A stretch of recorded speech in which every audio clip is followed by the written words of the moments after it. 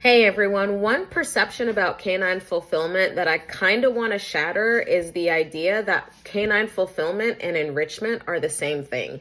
To say that they're the same would be like saying all humans need to be happy is a hobby, and that's not really the case. So canine fulfillment encompasses enrichment, just like it encompasses training, just like it encompasses diet, and encompasses all these other things.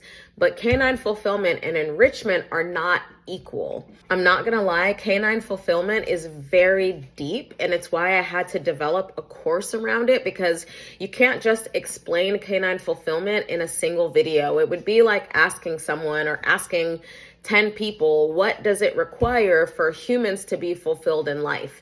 You're going to get 100 different answers, 100 different explanations, 100 different justifications, because it takes a lot to fulfill any living being. Because canine fulfillment is so profound, I developed the Gamble's Canine Assessment of Needs so that people have a structured way to look at canine fulfillment and be able to see all of the levels of fulfillment and what they entail.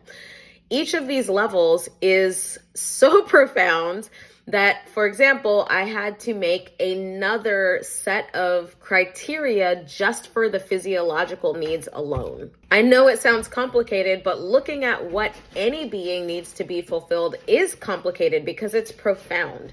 And that's why I created the Canine Fulfillment course, the Assessment of Canine Needs, the 7 Principles of Healthy Living, because it gives us a structure. It gives us something to look at that clearly says, oh, these are the things that we need to look for and consider when we look at the dog overall and whether or not all of their needs are being met.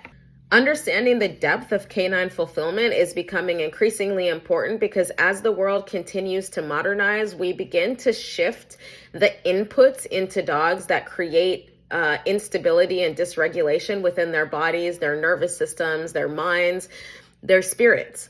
So we have to keep up with that and make sure that we understand all of the biology in addition to, how the dogs were raised, what their genetics look like, all of, those kind of, early developmental exposures. We also have to understand the environmental exposures, the social exposures, and all of these things that are shifting as the world shifts, because they do affect dogs and they very directly affect behavior. So people who want to help dogs but don't understand this are gonna quickly get left behind. And I know that trainers that have been working with dogs for a long time, or even people who've been working in rescue for a long time, they can look back at the last 10 or 15 years and they can see dogs are getting trickier.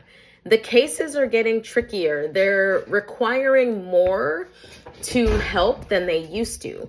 And that's because within the context of modernization, all of these inputs are shifting and it's happening really, really fast. So now is the time to come to understand canine fulfillment and really have a grasp on it, because it's going to allow anyone who wants to work with dogs in any capacity to help them more deeply into the future.